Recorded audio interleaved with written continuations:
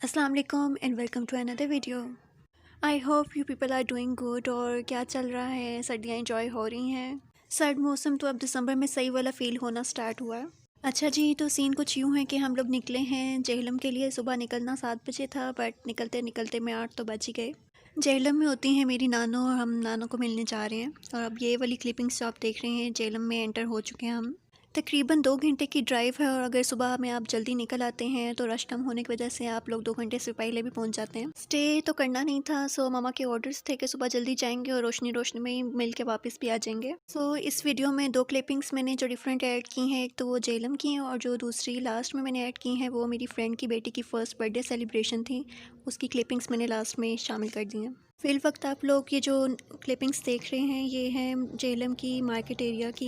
ये क्लिपिंग्स मैंने specially record की थी ताकि मैं बाहर बाहर से आप लोगों को विज़िट करवा सकूं कि जेलम की मार्केट एरिया क्या है। इस टाइम में ज़्यादातर शॉप्स तो बंद ही हैं, बट है बाहर बाहर से नज़ारे तो किए जा ही सकते हैं। ट्रैफिक कम होने की वजह से हम लोग 10 बजे से भी पहले पहुंच गए थे नानों की तरफ। सबसे मिलकर खाना खाकर टी पार्टी करने के बाद हम लोग तकरीबन 4 बजे वहाँ से निकल गए थे। प्लान तो डायरेक्टली घर वापस आने का था, बट मेरी पुरज़ोर फरमाइश थी कि वापसी पर किले रोहतास का चक्कर ही लगवा दो। और मेरे भाई साहब मान नहीं रहे थे, वो कह रहे थे बल्कि कि किले रोहतास ना गुजर गया। और मैं उनसे कही थी मुझे तो जैसे पता ही नहीं है ना कि किले रोहतास कहाँ पे आता है। कई बार रिक्वेस्ट पेश की कि ले जाओ, रास्ते में ही तो आएगा, बट भाई साहब मान ही नहीं रहे थे कि अब कौन सा टाइम रह गया लेकर जाने में। बट फिर जब मेन एंट्रेंस डोर आया किले का और भाई ने अंदर कार टर्न की तो फिर बस। और ये वाली क्लिपिंग्स मेन डोर से एंटर हो जाने के बाद वाली हैं। उस मेन डोर से एंटर हो जाने के बाद भी 10 किलोमीटर की ड्राइव है और मेरे भाई के बकौल के उसने मैप में चेक कर लिया था कि कितनी आगे की ड्राइव होगी। फिर 10 किलोमीटर का जब उसे पता चला तो ही उसने टर्न किया कि थोड़ा बहुत जो टाइम है चलो चलते हैं। इस किले के साथ साथ तो बहुत सारे लोगों ने अपने घर बनाए हुए हैं। आबादी आप लोगों को वक्तन फ़वक्तन नज़र आती रहेगी। इसी टाइम में ये सुनने में भी आया था कि इन लोगों से ये जगह भी खाली करवानी है और जिनके घर थे उनको उसके बदले में कहीं और घर दे दिए जाएंगे, बट अभी तक ऐसा कुछ भी नहीं हुआ। वे सब किला नज़र आना स्टार्ट हो गया है और अब हम तकरीबन एंट्री के काफ़ी करीब हैं। और यहाँ पर स्पीड को थोड़ा सा स्लो करना पड़ा क्योंकि आगे ट्रैफिक थोड़ा सा जाम हुआ था। आई मीन के जो आसपास के लोग थे वो अपने मवेशियों को सैर करवाने निकले हुए थे। तो फ़िलहाल यहाँ पर वेट किया जा रहा है कि आगे से थोड़ा सा रास्ता क्लियर हो जाए और हम आगे बढ़ें।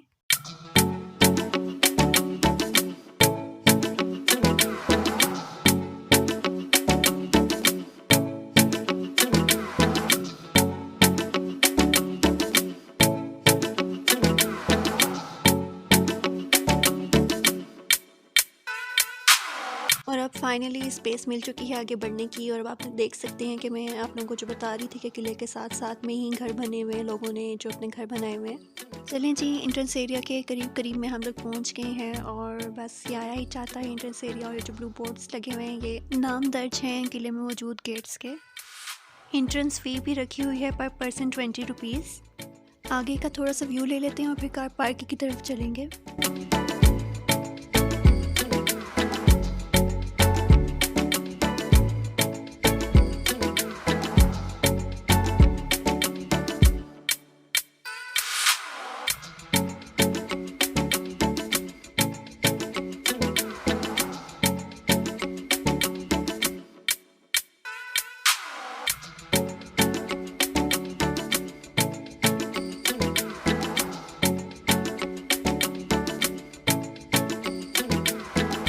चलें जी, अब बढ़ते हैं एंट्रेंस की तरफ और वो दूर से मुझे रानी महल भी नज़र आ रहा है। जल्दी से एक निगाह डालते हैं बोर्ड्स पर और फिर आगे चलते हैं मेन एंट्रेंस की तरफ।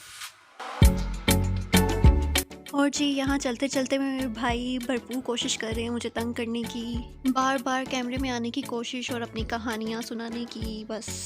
और मैं भी बिलाखिर उन्हीं की बहन हूँ, एक एक क्लिप की छांटी कर कर के और उनको क्रॉप कर कर के और आवाज़ें म्यूट कर कर के मैंने सारी क्लिप्स शामिल की है।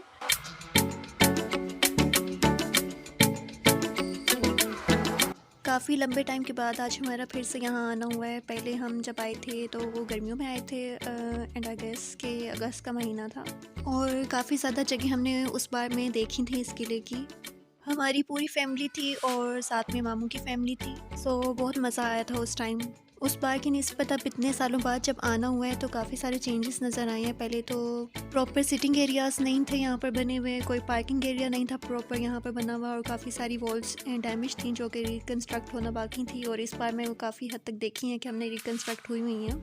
और सीढ़ियाँ तो चढ़ना उतरना तब भी मुश्किल था और आसान अब भी नहीं है। अच्छा, यहाँ इस किले में ना एक कुआँ मौजूद है जिसकी 148 सीढ़ियाँ टोटल। इसकी बाउंड्री लाइन या दीवार कह लें कि आप मतलब डायरेक्टली उसको देख नहीं सकते, आपको ऊपर चढ़कर उसको देखना पड़ता है और वो इतना डीप है कि कोई भी इतनी आसानी से देख नहीं सकता उसको। उस ड्राइवर के साथ हम लोग उस पार आए थे, उसने ऊपर चढ़कर देखने की कोशिश की थी और डर कर एकदम पीछे भागा था वो। और उस कुएं के जब सीढ़ियाँ उतर कर अंदर जाके देखने की बारी आई तो मैं और मेरी आप भी बड़ी बहादुरी के साथ नीचे उतरी कि नहीं नहीं हम आगे जाकर देख कर आएंगे। बट 2-4 सीढ़ियाँ नीचे उतरी तो इतना घूप अंधेरा कि हम लोग फिर वापस आए कि नहीं नहीं हम नहीं जा रहे। अच्छा जी, ये जो सामने राइट साइड पर आपको बिल्डिंग नज़र आ रही है ये है रानी महल और उसके बिल्कुल सामने की जो बिल्डिंग है वो है फांसी घाट। लेफ्ट साइड वाली क्लिपिंग में मेरे भाई मसरूफ़ हैं अपनी फ़ोटोशूट करवाने में और राइट साइड में तो पिक मैंने आप लोगों के साथ शेयर की है वो रानी महल और फांसी घाट की है। रानी महल की बैक साइड नज़र आती है, आगे सीढ़ियाँ हैं, सीढ़ियाँ चढ़कर ऊपर रानी महल है जिसमें से सिर्फ एक कमरा बाकी है और बाकी 3 अब एग्जिस्ट नहीं करते। रानी महल से रिलेटेड एक और बात मुझे जो याद आई वो ये कि जब हम पहले आए थे अगस्त में तो ये वो वाहिद जगह थी जो कि इंतहाई ठंडी थी। आई मीन कि इतनी गर्मी में उस पर उस मौसम का कुछ असर नहीं था और इंतहाई पुरसुकून हमने महसूस किया था वहाँ पर जाकर। आई रियली विश कि हम लोग कभी फिर से प्रॉपरली विज़िट करने का इरादा करें और यहाँ आएँ और मैं प्रॉपरली आप लोगों के लिए एक वीडियो रेडी करूँ जिसमें मैं सारी जगह आप लोगों को दिखाऊँ। अभी तो टाइम कम होने की वजह से सिर्फ दूर दूर से ही हमने मनाजिर देखे हैं और बस एक दो बिल्डिंग्स में चढ़कर हमने फ़ोटोशूट वगैरह किए, अपने पिक्चर्स बनवाई हैं और बस फिर बाहर आने का टाइम हो गया और अब बाहर निकल रहे हैं। और बाहर निकलते निकलते में और गाड़ी तक पहुंचने में ही मगरिब की अजान भी होने लगी थी।